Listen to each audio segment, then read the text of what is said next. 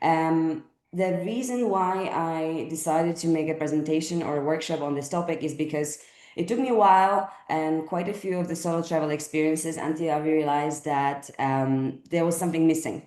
And also after research I've done amongst solo travelers, we find out that actually just going solo it might not be enough. Hence, over 2 years ago, I started during my, just being very honest here, during my depression relapse, I decided to go for solo travel as a way to gain more clarity, reconnect to myself, reconnect to people, rest. And during the time, I came across a book that many of you might know called Ikigai. And then I read about Morita therapy, which is an approach in psychiatry and psychology from Japan from the beginning of 20th century, where Shoma Morita was taking care of his patients that suffered from severe anxiety. And he created a model based on 4 stages that we adapted. Of course, we are not doctors. We adapted it for the purpose of travel in order to go for a process that hopefully is gonna lay the foundations first for us to go through a breakthrough, reconnect us to ourselves and our purposes, as well as take constructive actions going forward, especially when we are back. Just let's see if it's moving. Yeah. So today I would like to just start by a short introduction of myself, of Empowered, just very briefly, and of the topic of solo travel in general, as you can see, then mention a little bit how this whole frame, just give me a second, I'm just gonna close the window. Somehow the airports decided not to work today, so I cannot cancel the noise, but it should be fine. And towards the end, I would like to also discuss together with you some solo travel tips. We're going to discuss a little bit about how to choose the right destination for our endeavors, as well as accommodation that hopefully is contributing to the livelihood of local people and our environment, something that we cannot just have in mind or leave for later or left suppliers to do their work, but something that we can also do a lot about. We're going to discuss also packing and some other things. So let's dive in. So just a little bit about me. I don't want to spend too much time here. But yeah, I did spend the last 15 years traveling, mostly solo. As I said, I was a way for me to I think seek my identity, as it is for many people. So I travel a lot by hitchhiking, cycling, walking, taking buses and trains and motorcycles, and I feel very, very privileged to be able to have been able to do that. These travels took me independently to over 60 countries. And I lived in 10 of them, and those are here marked.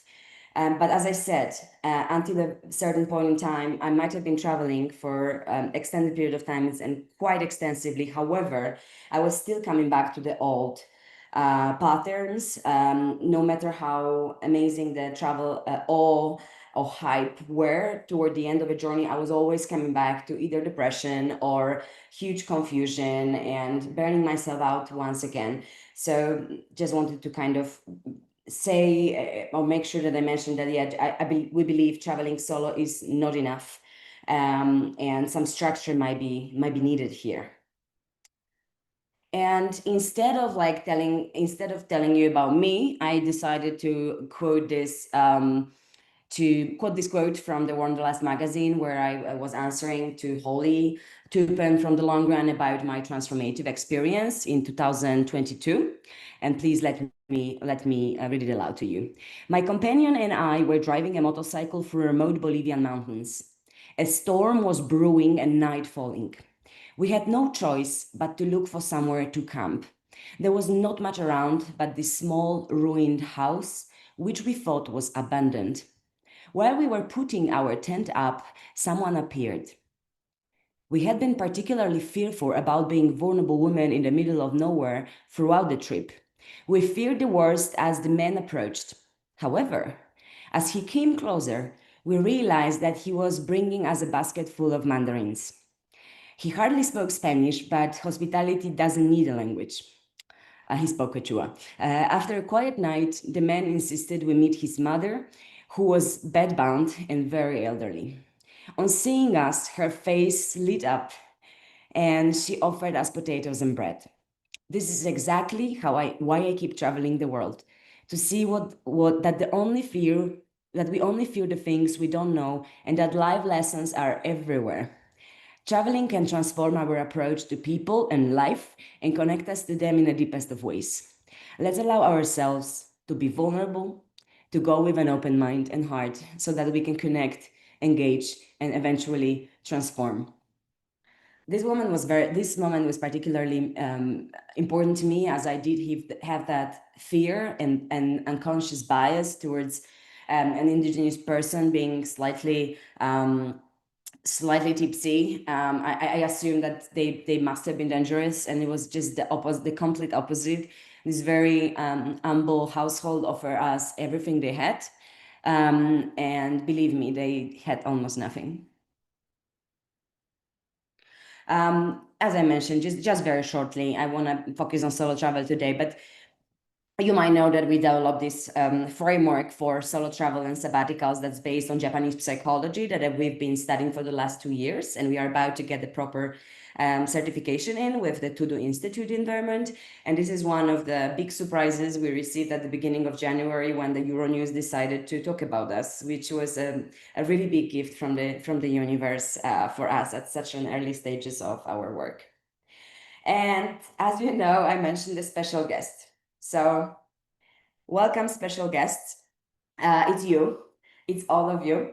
You're very special. And I would like to hear about your superpower. So please chime in, whoever is willing to share. One word is enough, or just please take not more than 10 seconds so that we can continue. But I really would love to hear about your superpowers.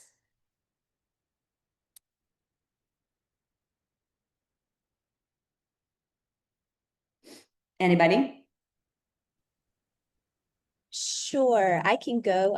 This is Lindsay, and sure. Let's see, superpower. I would say being open to new opportunities, possibilities. I think having that open mindset really fosters growth. So I would say that's mine. I love it. Thank you for sharing. I can You're definitely welcome. from you. Anybody else would like to share? Hi.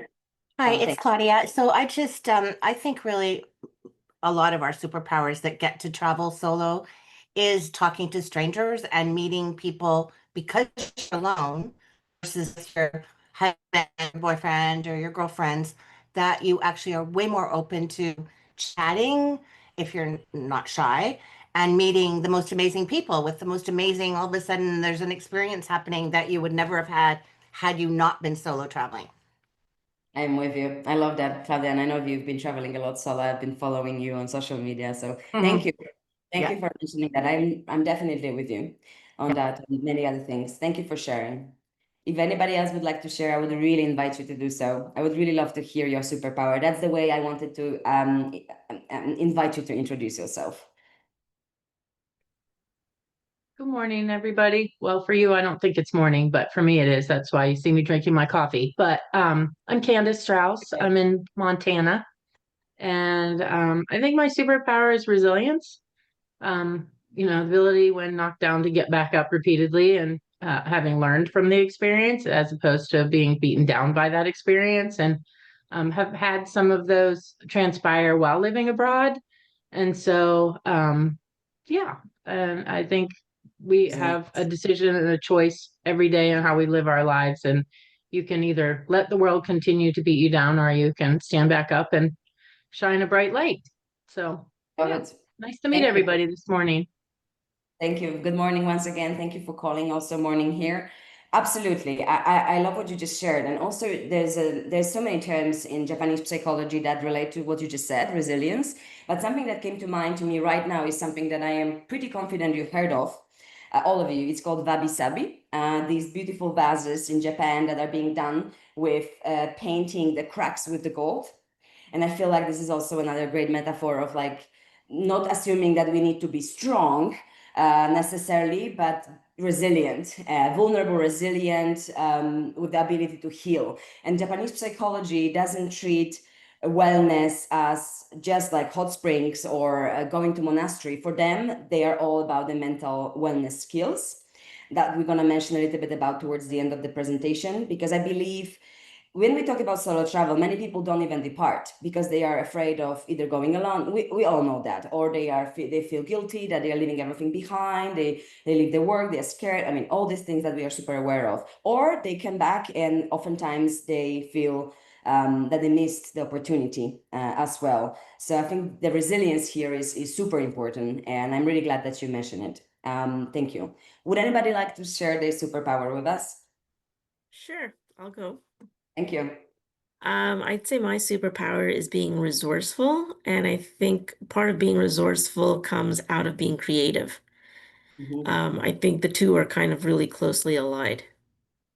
I love it. Thank you for sharing. Absolutely. Absolutely. Love that. Anybody else? Al, maybe you? What's your superpower?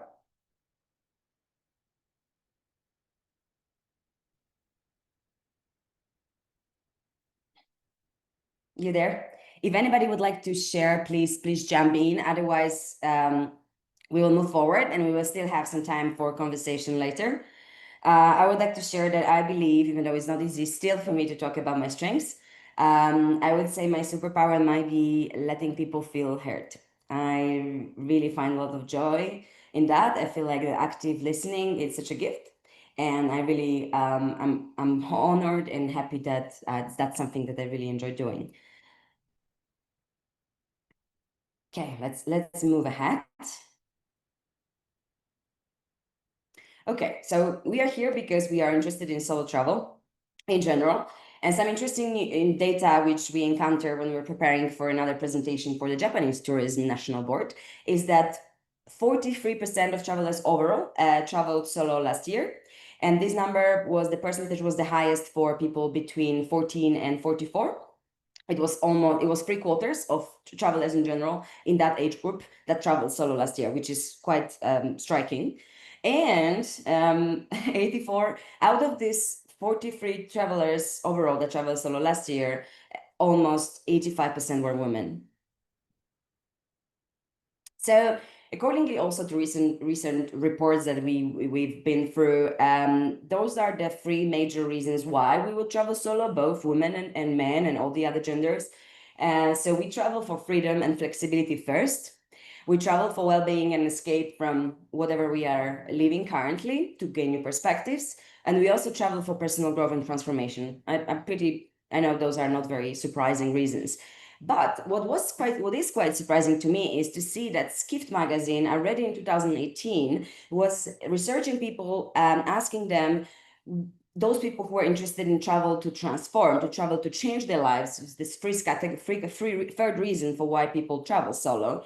And they found out that people mostly travel solo to gain new perspective, to learn something new, and for quality reflections, which is quite interesting here. And that's been an interesting research happening in the space, which is led by Stone Mantle Group.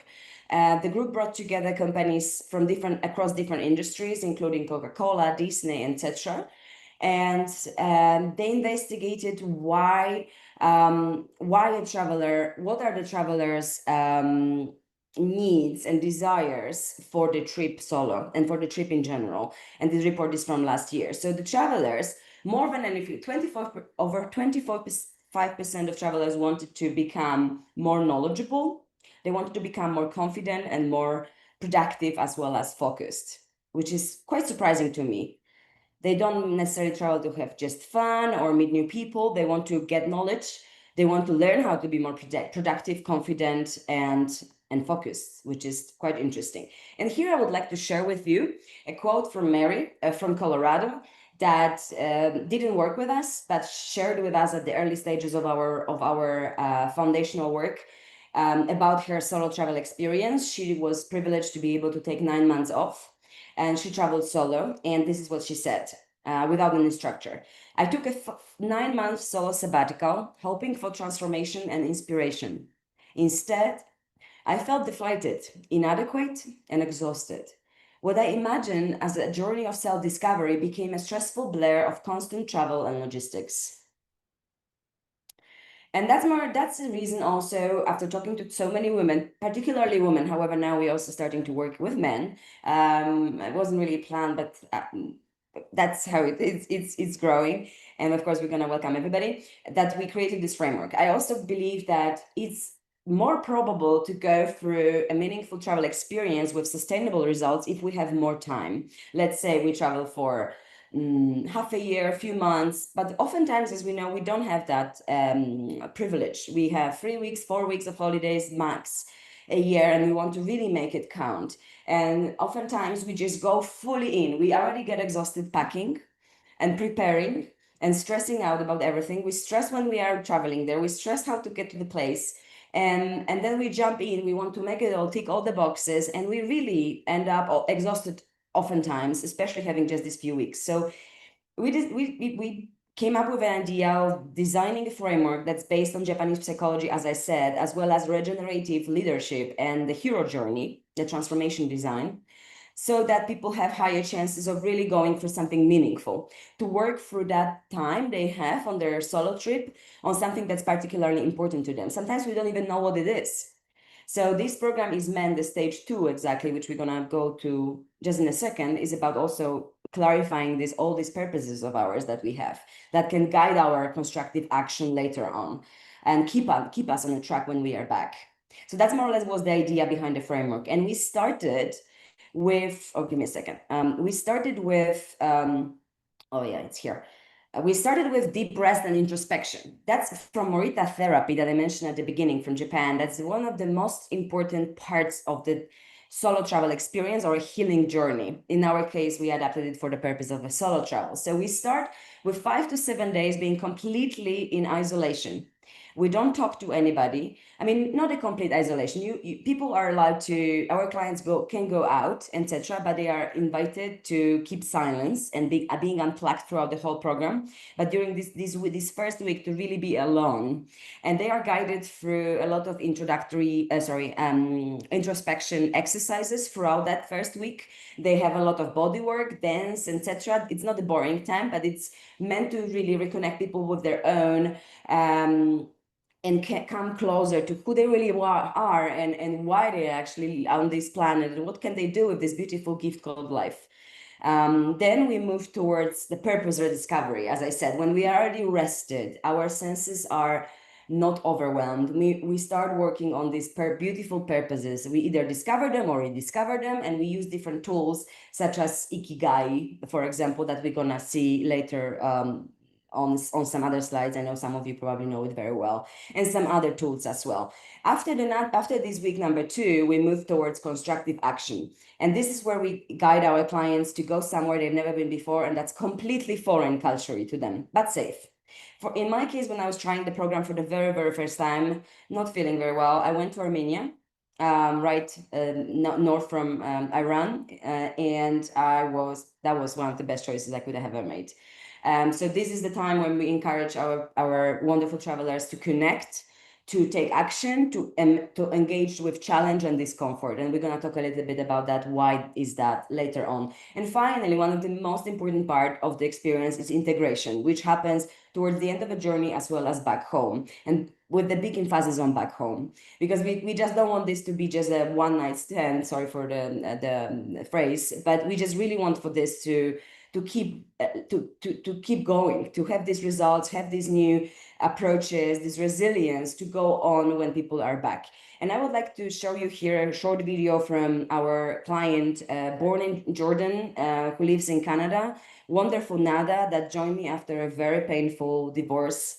And we were working together a few months ago. So I want to show you what she said. It was a beautiful lesson for me in validating who I am at my core. I am a strong person, but also with the guidance and the brilliant program that Mona had put together, I felt safe. I felt in very, very good hands. I felt supported. The memories also that you make when you're traveling solo are very intimate, very personal. Not all the time rosy, that's for sure, but that's the beauty of it. You're learning as you go. What are your strengths? What are your weaknesses? And growing. So I definitely say go for it, especially with the help of Mona. You are in very, very good hands. And tap into that resilience, tap into that strength that you have in your core. We all have it. So the funny thing is, at the moment it wasn't really that funny, but now when I think about it, it always gives me the giggles. I felt so empowered, I felt so free, I felt powerful, I felt supported, that I just, without even thinking about it, I hitchhiked in Greece. It was really, really a beautiful story to tell maybe my grandkids after when they grow up. Again, go for it. You got that. You are resilient. You are stronger than you think. And of course, with the help of the brilliant Mona, you are in very, very good hands. So go for it. Go make your memories and enjoy every minute of your solo trip. Thank you for taking the time to listen to it. So just something that I just realized I missed. So the variety of reasons why we travel solo include the times when we navigate transitions, of course. We celebrate something, or we grieving, etc., etc. So but just like this is the majority of reasons or situations where our clients find us and we find them. So let's go further. So the stage one of the program is deep present introspection. I'm talking about it because I really believe that if we can incorporate this model to even a weekend away, to a week away. It doesn't have to be a whole 3-4 week experience. The reason why I'm mentioning also these tools and is because I truly believe that if we do it in that order, we can really get as much as possible from our solo travel experience. It doesn't have to feel like work, but if we really pay attention to having a deep rest and having some times to work on our surrendering to what's happening around us instead of constantly fighting against all the odds, all the uncontrollables, just accept, as Japanese psychology mindset invites us to do. Just surrender. And also, a very important part of the whole program is to pay attention outwardly. We've been over the course of the last decade talking about mindfulness a lot and about focusing on our inner world. However, where I find and we find the most empowerment and joy and fulfillment in this life is when we go out, when we just focus our attention on this beautiful world around us, on beautiful people we can support and be of service to. So that's all what the stage one is about, and this is what I invite you to do at the beginning of your next solo travel, just to take some time, 1-2 days, just to really rest your senses and do some proper introspection. Speaking of which, as we mentioned, we use Japanese psychology inspired tools, and one of my favorite and also one of the easiest and most approachable is Naikan. We're not going to do it today, but I would love to send this presentation to all of you. There's some table with a space to fill. I would like for you to maybe do these exercises and invite you for a call, a half-an-hour call with me, complimentary, so that we can talk about your results and like discuss these things. But this is just an example of what we do in stage one, just to introspect better and also get to this point where we have facts, where we don't base our reality on what we assume, or like what we think will happen in life. And Nikon is a great tool, which asks 3 questions. Here we have just 2. And the first one is, what have I received from others today, last year, from my work, from my partner, from my mom? What have I given to others? What have I given to my workplace? What have I given to my mom, my dad, etc.? What this exercise does, this is a table for you later to fill if you feel like it. What it really does is that, at least it did for me and many of our clients, is it helps us to rewrite the narrative of our life we tell ourselves. In my case, just sorry for being very transparent here, I did exercise on many people in my life, but when I did it on my dad, with whom I don't have much relationship, unfortunately, I realized that I could easily come up with 15, 20 things I received from him. And I really, really struggled to come up with things I've given him. And this really helped me to change this victimized picture that I have of myself as a child, as a daughter. And really, it brought me so much relief to go forward with so much love. And the following time I saw my dad, I really felt different about this, and it was so much better experience. So I really invite you to do this exercise on your own. The stage 2 is about purpose or discovery, as we said, and nature, our nature and the nature around us, which are of course interconnected and interdependent, are a big topic here. And in this stage, after we are rested and we introspect, we start digging deeper into what's important to us. But we don't treat it as work when we travel solo. We do a lot of fun exercises that invite us to go out, to talk to others, strangers, people around us, to ourselves, etc. And one of these exercises is Ikigai, which in a direct translation means what you can see on the screen, reason for living. And it asks us these 4 questions at the intersection of which apparently our purpose for living is. And the questions are: what do you love, what the world needs, what you can be paid for, and what you are good at. And as you can see here, for example, between what you love and what the world needs, it's our mission. Then between what you can be paid for and what the world needs, it's our vocation, etc.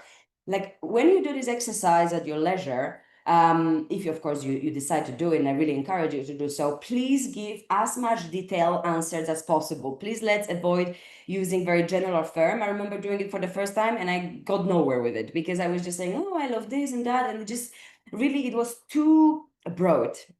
And I also wouldn't expect to have a purpose, a reason for life, just figure out after one exercise. I will come back to it every now and then, maybe once a quarter, to really dive deep and have more clarity on what's important, what's our reason for living is.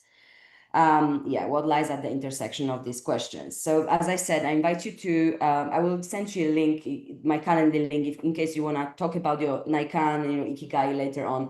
I would love to talk to you, of course, totally complimentary. Feel free to do that. Stage 3, so after we took some rest and introspect, we work on our purpose, get closer to nature, and learn from it. Also, as I mentioned, the program is based on regenerative leadership, which basically talks about the nature as a blueprint for life. That's why nature is super important. And I believe it's really hard to have a meaningful solo travel experience if we feel separated from all the beings around us. So just like a little digression, that little side note why the nature has been mentioned here. Okay, so stage number 3, it's where we are in a foreign land, which is culturally foreign yet safe. And here we are talking a lot about constructive action. So during the solo travel experience, what I know you are fighters here, and I know you're very social and very experienced travelers. So you all know how wonderful it is when we connect, when we take risks, when we open up, even though we might feel awkward and uncomfortable at first, to connect with others, strangers, say a compliment, give a compliment to somebody, ask for a tip or give a tip. To our fellow travelers, to immerse, engage in challenges and discomfort. They say that that the zone, that the home is a nice place to be, or the comfort zone, but nothing really grows there. And I'm a big believer in that. So I would really encourage you to not only take rest, introspect, work on your purpose during your solo travel experience, but also engage in those risky, but slightly risky and challenging discomfort experiences. In Japan, they believe that this is how, again, key word here, resilience, this is how we build resilience. And they have a term for it, which is gaman, endurance with dignity. Here's a book from my friend. Some of you may know Brad. He's a professor here at the Boulder University, and also he designs experiences for NASA, as well as works with Jane Goodall in her institute. And Brad basically dedicated his career to research change, identity change through travel. And what he came up with is this model called Elvis, which basically, just in a big simplification, it starts with the discomfort experience. It's followed by a narrative translation of that experience, and these lead then to a sustainable change or identity impact. If anybody is interested in this topic, I would be very happy to connect you with Brad or send some more details. book is lovely as well, and talks a lot about why engaging in challenge, in discomfort is so important. Okay, there's also a heroine journey. I'm pretty sure many of you know of it already, but I just talking of challenge and discomfort, I just decided to mention it. So Joseph Campbell is one of the world's biggest anthropologists and mythologists of all times, and he came up with this concept called monomyth, where he had been studying the stories such as the Lords of the Rings, the Jesus journey, the Star Wars, etc. And he came up with this framework that, accordingly to him, was followed in all of these stories. So we basically travel between the ordinary, whenever we travel solo, we travel between the two worlds. One is our known world, and we travel to the foreign land, going through these different stages. We crossing the threshold at some point, we meeting the mentor, we meeting enemies, allies. We also go through ordeal, death and rebirth, and etc. etc. And we come back with elixir. And this is a circular journey that never really finishes. Just like it relates to the topic of challenge and discomfort, and I wanted to include it here. And now I would like to us to show a little trailer to the movie, the beautiful movie about Joseph Campbell's work, which is called Finding Joe. It's available for free in its entirety. And here in the presentation, you can see, click here to watch the full movie. You will be able to watch it as well. And I really encourage you to do so with your children, with your friends, a beautiful one. The most important thing that myths teach us is to go beyond the limits of our possibility. Joseph Campbell was one of the leading mythology experts of all time. He diagrammed all of our stories. He finds this one story within all the stories that we can relate to no matter where you come from. And he called it the hero's journey. All the heroes, all the villains, they're all in there because they're all in here. This is where they come from. In other words, we're not separate from the characters we see in our movies and in our novels. They are us. It's one journey. If this path of the hero's journey is fairly simple, why then is it that everybody isn't living it? It's very difficult for a person with the media, with advertising. There's no creativity. You end up on that treadmill and you can't get off. We are each our own greatest inhibitors. The one thing that keeps people small is their fears, or as Campbell says, it's their dragons. It's a beast, it's a monster. I'll never forget seeing the ramp and this wave of fear just crashed over me. It's going from an unsatisfying life to a satisfying life by pushing through the scariest things you can imagine. I think people wake up to the fact that they're the hero of their own life when they get tired of being the victim of it. This idea that our greatest selves are still hidden and that what we do with our lives is what makes us heroes. Once I saw what was possible with a skateboard in your hand, I had to keep going. I mean, I just wanted to fly. This is it. This is what happens when we follow our bliss. Magical things happen that we couldn't have imagined. Do something that gives you that moment. But if you can do that, then you can achieve the impossible. The great obstacle for most of us was ourselves. If we can overcome that basic fear, in Campbell's terms, we can all be heroes.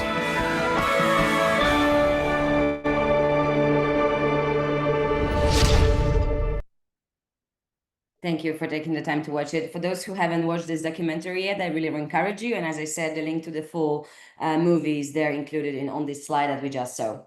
So I think this trailer quite aptly summarized why it might be important to engage in challenge and discomfort, and to also rewrite the narrative we tell ourselves about our life, from victims to heroes, and also not being afraid of these dragons that we might encounter on our way.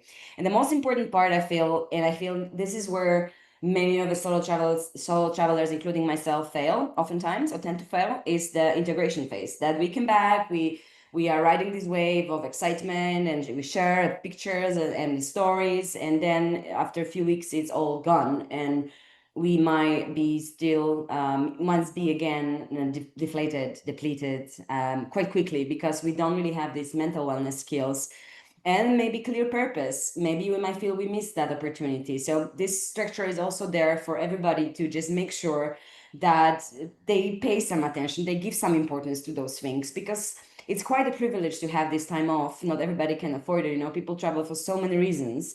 Oftentimes it's migration, which is not really chosen, and we have this privilege, huge privilege, to go, and oftentimes we just come back and we complain and we just don't really make the most out of it, which is a bit sad. And that's why we are doing what we're doing. So very important, the integration, the repeated action, hopefully based on our purpose instead of overchanging feelings and thoughts. Gratitude versus complaining mindset. And again, keyword, you really nailed it, resilience. Going forward. Just a few examples of the tools we use with our travelers in stage 4. We do the personal ecosystem mapping. When we examine our external and internal relationships, we decide to quit some, etc., and work on some better, just to give you an idea, but we can live it. We also use the 12-week year framework, which instead of taking 12 months as a background for our goal setting, we use a quarter, and etc. Basically, those all tools are meant to really help our travelers to get the most out of their experiences and do something with them when they are back. Amazing book, really approachable, very not very big, extensive. It's called Constructive Living. If anybody is interested in an approach, Japanese psychology approach to everyday life, which is enlightening and it's beautiful in its simplicity, I really recommend you to go for this one, David Reynolds.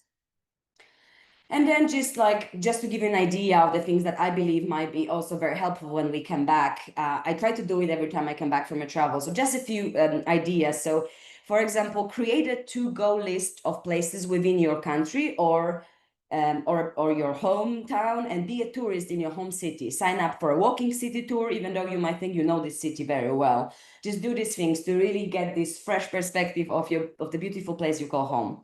And stick to your morning routine. Try to get this exposure, sun exposure, gentle movement in a sun. Try not to use your devices for the first hour. I know it's like everybody talks about it, but who really does it? Not that many people. More and more though, which is fantastic. Engage in interactions with strangers at least once a day. Give compliments or simply exchange smiles.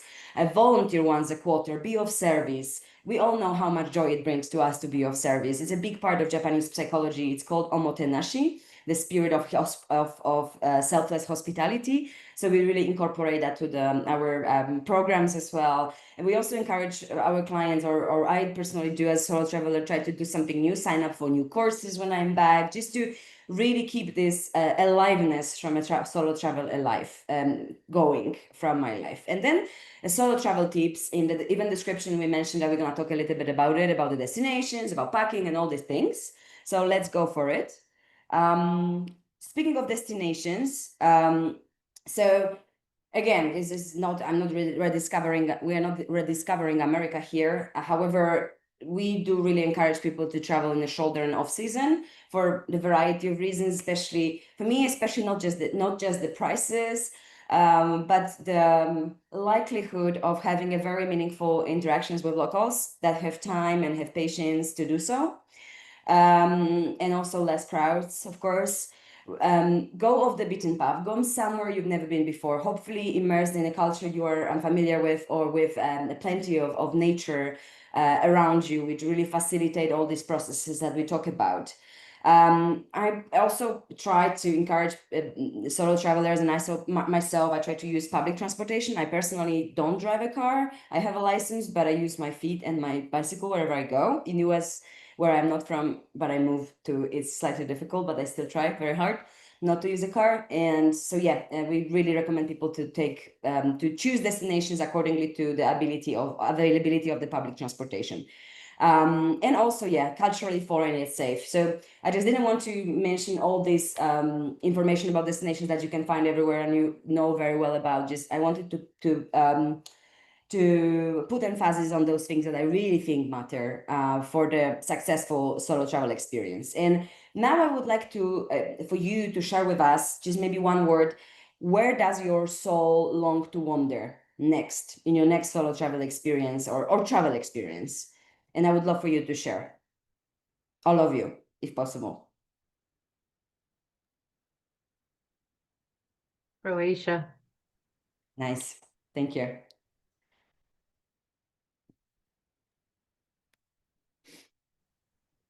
Anybody else? The Sorry? Dolomites in Italy. It's beautiful. Yes, somebody, I think, message in the chat. Let's see what they say. Right. Yeah, please go ahead. It's me. Sorry, because kind of noisy in here. It's raining here in the Philippines. Oh, beautiful rain over there. I love it. Yeah. Would you like to share with us where would you like to travel next if you had an opportunity? Oh man. Actually, right now my experience with solo travel is kind of stressful because my work as a travel photographer and I'm documenting cultural activities. Every time I go solo travel is I work. My thinking is work. Yeah. But hopefully by August, I get a really good package from AirAsia.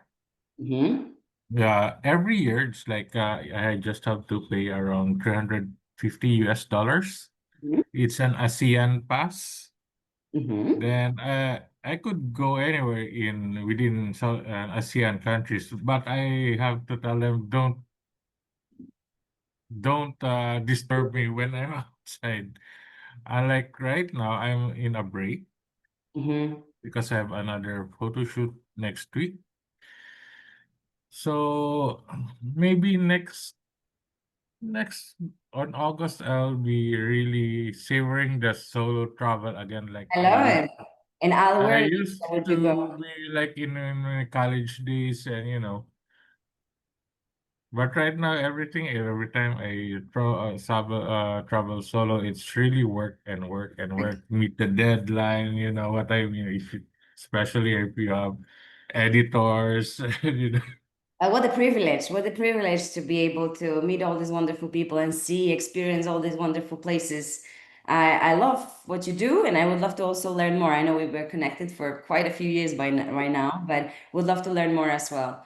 And Yeah. can you choose, is there any one country in Asia? You mentioned that this package allow you to pick a place within Asia. Do you Well, know sorry. which place Come in again. Asia? Which place in Asia would you like to go to in August? Actually, the stunt countries, Silk Road. Wow. Because it's summer, Wow. everybody's going to Japan, and everybody's going to Japan. Me, it's like, oh, okay, never mind. I don't want to go to Japan. I want to go to the stunt areas. Love it. Thank you for sharing very much. Andrea is in California. Awesome. And Beatrice is saying, I spent so many summers and numerous winters in the Dolomites. Great choice. Yeah. Wonderful. Anybody else would like to share about their dreamy, desirable destination? So, Monica, I just came back from Prague like 4 days ago, as you probably saw, whatever. And I've got, not to get into it, but I think I've got some pretty big health situation going on. So the reason it's all good. It's okay. It is what it is, right? It's life. I wanted to do this today with you because I think you're awesome, of course, from Slovenia, blah, blah, right? And I am thinking of a product for solo traveling as a travel advisor. Solo traveling when you can't go. So I want to experience or experiment with a product, a brand that lets you stay home, but really gets into the recipes, the language, the music, the film. So people that are having health problems that normally travel every month, I don't know who that would be. Do you? Maybe me. Okay, let's make it different. Let's make it like, let's pick places like Cambodia that I've never been to and really spend a month on working on that and actually maybe branding it out to people that can't travel but want to. And I think it might make them feel like they're traveling and it's solo. So it could be as big as you want. Anyways, that's why I'm on today. I wanted to just kind of feel like, woo, I think this might be a fun discovery when I'm going on this path for whatever, however that ends up. So yeah, so that's it. Claudia, thank you for sharing. I got goosebumps. I know you can Aw. see it, and I'm so grateful that you came and that you shared that. And I love the idea. Yeah, thank you. Okay, we'll chat. Thank you. Really great. And I would love to connect as well and discuss. And I don't know all the answers, as I guess nobody does really, but maybe we can come up with some also ideas. Yeah, right. But I thought you might want to, so that's why I was like, I can do this morning. And yeah, cool. Okay, thanks, Doc. I appreciate it. Thank you. I don't know if anybody would like to share their destinations. Otherwise, we are about to wrap up more or less. I know I'm mindful of time. We have 10 minutes, but would like to continue with some other things if you don't mind. Okay, let's do it. Share sound. Okay. Thank you for sharing yours. I guess for me, it's probably come back to Nepal and go to the Manaslu region, maybe for my honeymoon with my new husband. So here, shoulder season, I'm gonna leave this behind. I will share this presentation with you. We all know what shoulder season is, but sometimes I'm talking to travelers who don't yet acknowledge all these things. I know many of you work in tourism, so I'm gonna leave it behind, but why this is important, why this can be beneficial and even more joyful. So that's here included in terms of destination chapter. Here are some ideas for destinations in general. These are for stage 1, which is this deep rest and introspection. So we are trying to go wherever there are less crowds and there are less people, but still we are surrounded by spectacular nature, friendly locals, etc. And those are just a few ideas that we came up with, and some of our clients decide to go to those places, such as Bovec in Slovenia. Claudia, you might know it. Langtang in Nepal, that was severely affected by the earthquake, as you might know, but is back to life, and it needs tourism. So, and it's a beautiful place as well. Madeira and Azores and Echizen in Japan, of these off the beaten path destinations. We try not to encourage people to go to Kyoto and places like this, especially during the season. So we been working with some tourist boards like Japanese National Tourism Board in towards promoting those off the beaten path destinations there, like Yamagata or Echizen, Osetochi. Okay, so let's go ahead. There's some other destinations here for stage 3. So this is a time the opposite. We don't want to be alone. We don't want to be just quiet and in this introspective mode. We want to be out there and about. And here also some ideas such as Yerevan in Armenia, Mazunte, my happy place in Mexico. I used to live there already for a few months, 3 times in my life for different reasons, grieving, celebrating, but mostly grieving. A lovely place, type of a barefoot village where you can go everywhere, engage in yoga, still kind of maintain this very authentic feel to it. It's not very developed, even though it might have been Luang Prabang in Laos or Mundug in Indonesia instead of Ubud, for example, etc., etc. I'm going to share that with you and some more ideas as well in case that's of interest. We started compiling the whole database of solo travel friendly, mostly for women, destinations with the focus on women, but of course for everybody. So happy to share those with you as well. The packing, something that I feel like is very important to mention is there's material luggage that we carry on, and there is this mental luggage as well. So I feel like it might be very beneficial to explore the mental part before we depart so that we can go lighter. So that's one thing that I wanted to mention. And all the other things here, just mindful of time, just to give you an idea, our program comes with this framework of how to navigate life transitions and feel and empower themselves, self-empower for people, because it's not us who is empowering anybody, it's our solo travelers who do that. But just to let you know, this also thing comes with a solo travel Bible, so to speak. Of course, room for improvement as always, but we've compiled it based on our decades of experience of solo travel. So we have a lot of things here, pre-travel checklist that there's going to be some examples soon on the other slides. How to travel light, if you will. Packing lists, some maybe less usual things that we might forget about oftentimes. The basic first aid kit, which I always take with me, and I always use it, mostly on somebody else, which is, I think it's quintessential. And the important phone numbers as well, very helpful. But just an idea, we have some pre-travel checklists. So here we are asking questions like, have I compiled a mini first aid kit? Have I checked my visa requirements for my destination? Am I aware of the local currency and exchange rate? And what's the climate at the destination of my choice? And things like this. Have I chosen my special meal on a plane? Like these kind of things that we sometimes might be important to us, sometimes not, but important to maybe think about. So we just put it together for our travelers to think about beforehand, so that they can travel lighter mentally. Traveling light tips as well, but I'm gonna leave it. I'm gonna share it with you. Some ideas for the packing list, but I'm gonna skip it as well for now. Here we have the basic first aid kit as well that we share with a lot of different things that might be used that prove to be useful. Important phone numbers such as our travel insurance, of course, the number to the local embassy in case something happens, our emergency contact, the phone of our first night accommodation so that we can get in touch with them at the train station or airport or wherever we are arriving to. Also getting a eSIM card, which might be very useful. For example, I've been using Iralo. It's been pretty good. I'm even using it now in US and it works pretty well. A phone to a local hospital, emergencies, etc., etc. Accommodation and transportation, a few more important things. Again, we're not gonna cover the basics here. We all super well traveled, but like I usually try to at least get my first 2 nights of accommodation set so that I can arrive and know what I'm doing and also rest before I head somewhere else.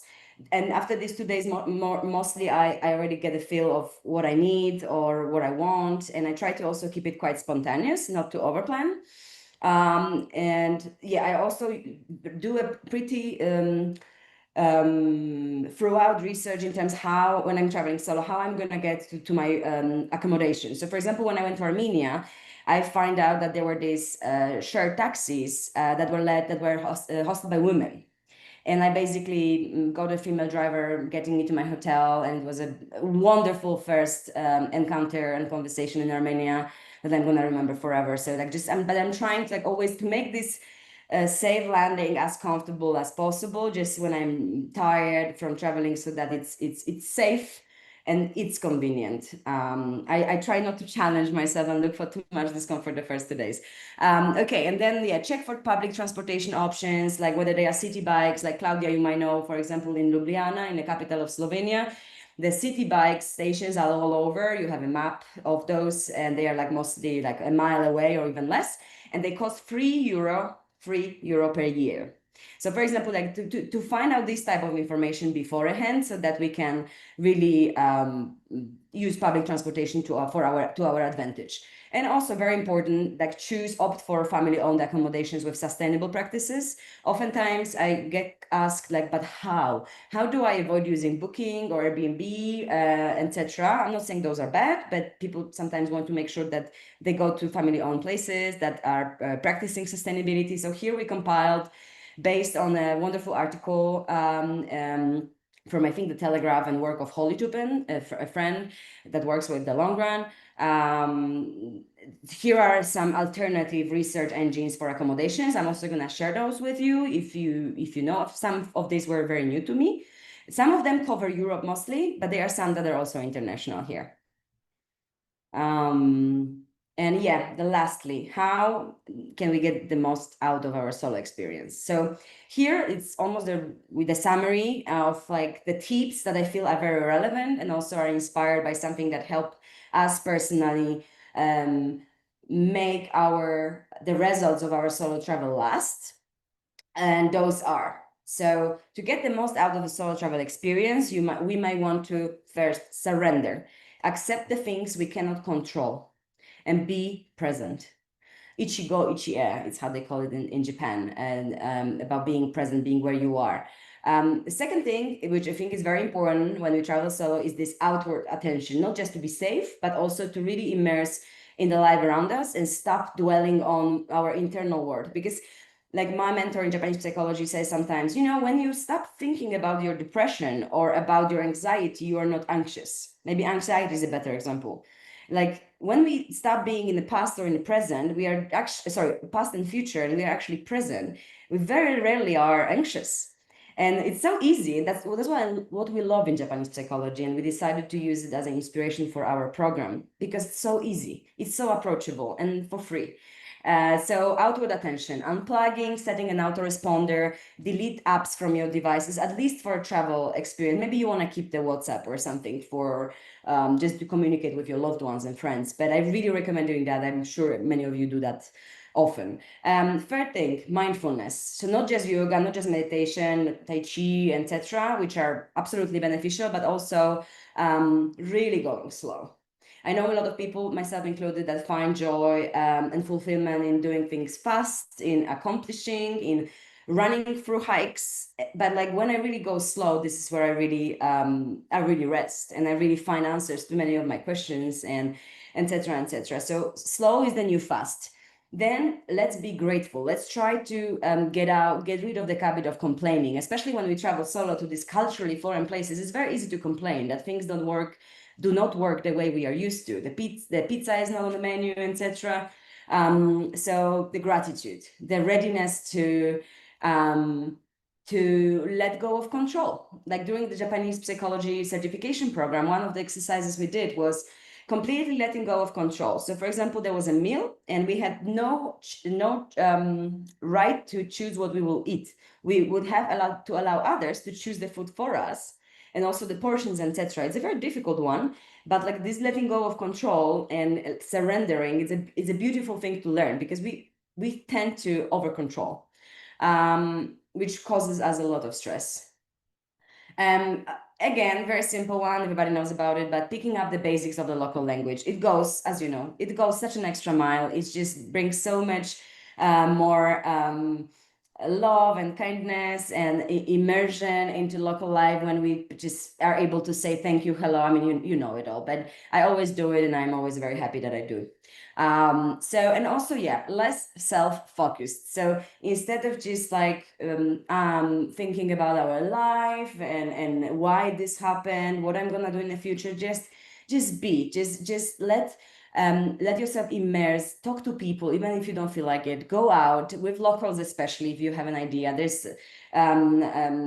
There's a platform such as Get Your Guide, where local people advertise their tours, etc. And I've been only hearing, and also I've been also using them sometimes.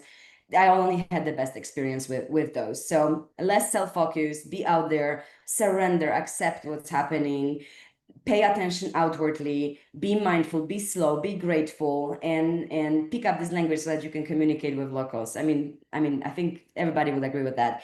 Again, there was this research last year that investigated the travelers' motivations and what was important for them when they travel solo. And here they've been asked what factors were essential to them when successfully making changes in their life associated with the travel experience and when they were back. And the vast majority said that taking small steps was the most crucial for them to make their travel experience count and last. And this is exactly what Kaizen, the Japanese philosophy of making small changes every day to gain the momentum instead of taking a revolutionary leap. Sometimes we feel, oh, we go on a solo travel and now we're going to change our lives.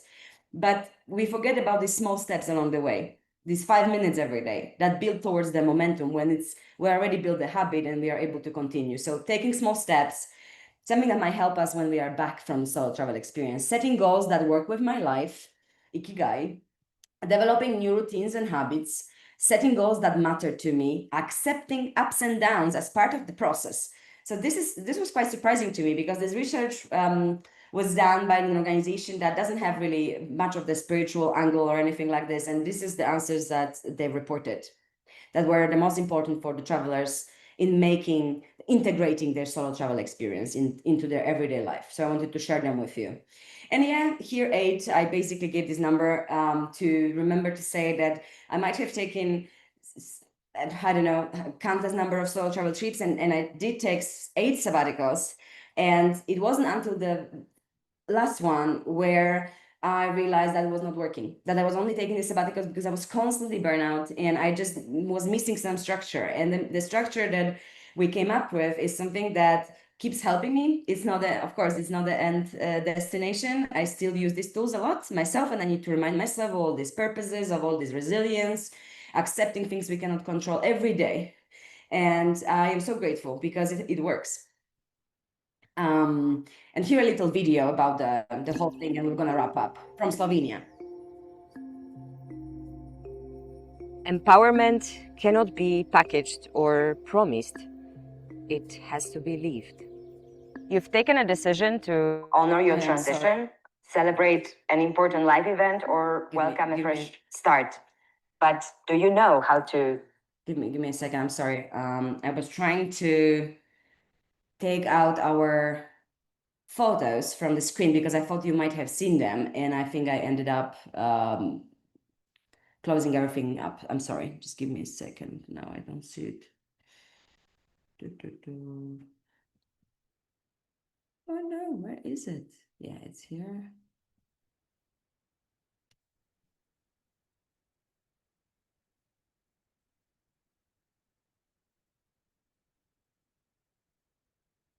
Thank you for your patience. Okay.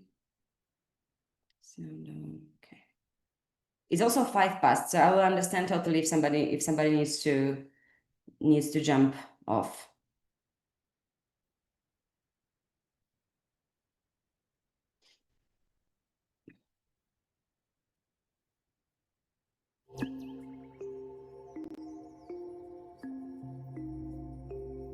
Empowerment cannot be packaged or promised. It has to be lived. You've taken a decision to honor your transition, celebrate an important life event, or welcome a fresh start. But do you know how to get the most out of your sabbatical? Years of solo travel, multiply life transitions, and mental health challenges inspire me to help other women realize their full potential without sacrificing their well-being. Empowered Travel is a 4-stage do-it-yourself sabbatical program for solo female travelers like you, looking for an empowering experience with long-term results. You will rest, gain introspection, get creative, connect, explore, and finally integrate. Empowerment is a choice and must be lived, not packaged or promised to you. You have the courage inside you. Take initiative to rediscover your purpose. Empowered Travel and our sabbatical guidebook are here to help you get the most of your time away.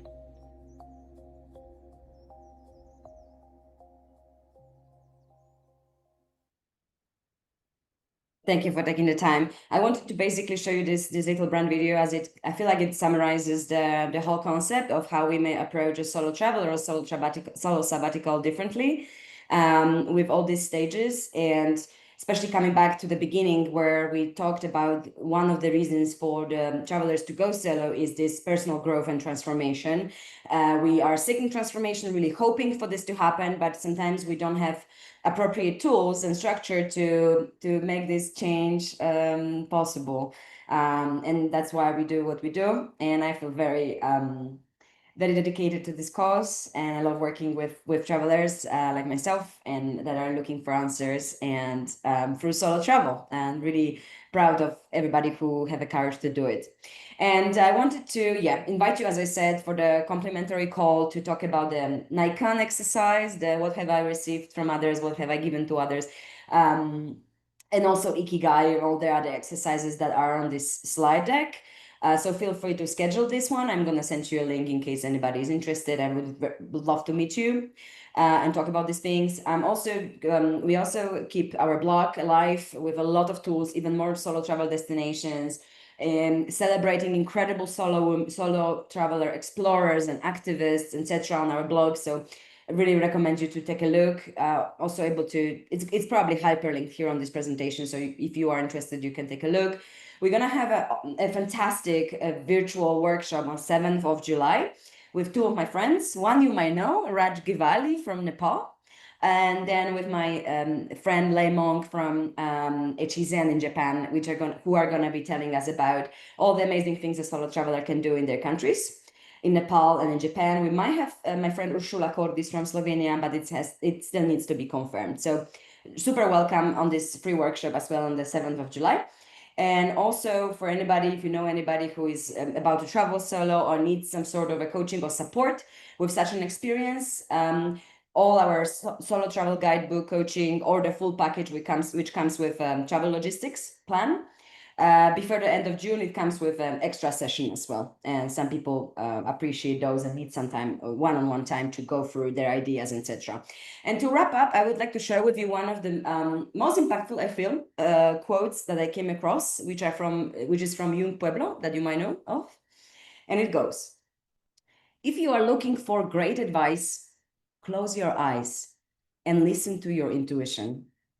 The people who love you can give you good advice, but ultimately, you know your situation and your goals better than anyone.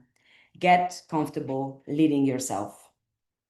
And yeah, here are the ways in which we can stay in touch. I think this quote is powerfully important for us at Empowered, because we really believe that empowerment comes from the inside out and from outside in, both ways. But we don't think that a week-long yoga retreat or even silent 10-day meditation like Vipassana is not going to solve all these problems of ours if we don't spend time to reconnect ourselves to our purpose and to the world around us. And until we don't find out that there's so much joy and wisdom and help that we can get in healing from nature, from being of service, and so on, it's really hard to talk about any change or sustainable change in general. And so I feel this quote really resonates with me, because it's just like it emphasizes this fact that it's the self-empowerment that is taking place. It's not some external sources that are empowering us. And yeah, thank you very much. I know we are over time. I really appreciate you being here. Thank you a lot, and I hope it provides some value. I'm more than happy to share more information on destination packing and etc.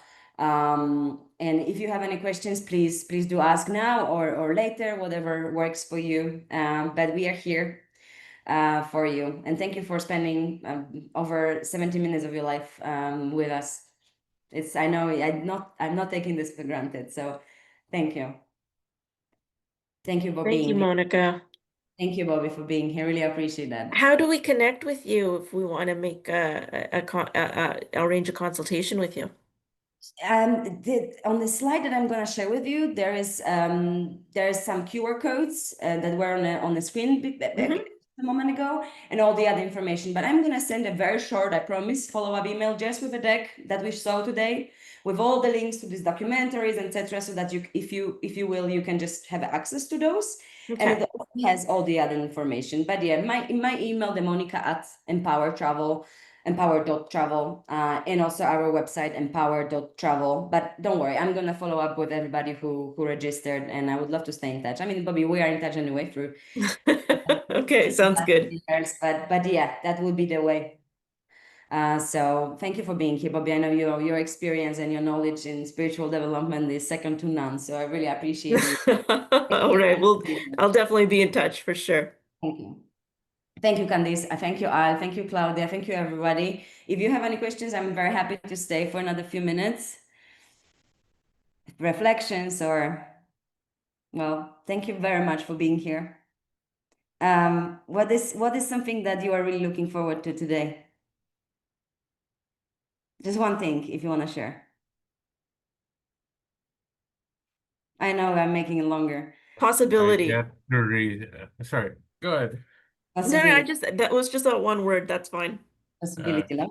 Thank For you. me, it's I get to rest for 2 days.